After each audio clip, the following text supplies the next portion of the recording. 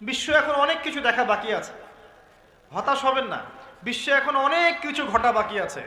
মহামারী হয়েছে, জালজালা হবে, হ্যাঁ, আল্লাহ পাকের আযাব গজবগুলো আসবে, নৈতিকতার অবক্ষয় হবে, জুলুম বাড়বে, ঘরে ঘরে ফিতনা ছড়িয়ে পড়বে।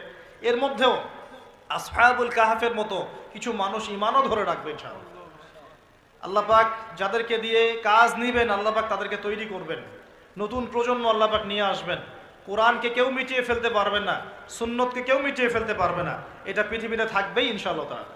প্রত্যেক দেশে দেশে, জেলায়, থানায়, প্রত্যেকটা জায়গায় আল্লাহ ভীরু কিছু মানুষ থাকবে ইনশাআল্লাহ তাআলা।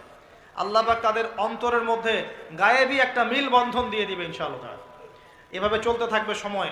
যখন ইমামুল মাহদী আসবেন, তখন বিশ্বে যুদ্ধ বিগ্রহ চলতে থাকবে, অনেক ব্যাপক যুদ্ধ চলতে থাকবে। তখন ইমামুল মাহদী মুসলিমদেরকে নিয়ে এই যে জালেম শক্তির বিরুদ্ধে যুদ্ধ করে ওই জায়গা স্বাধীন করবে।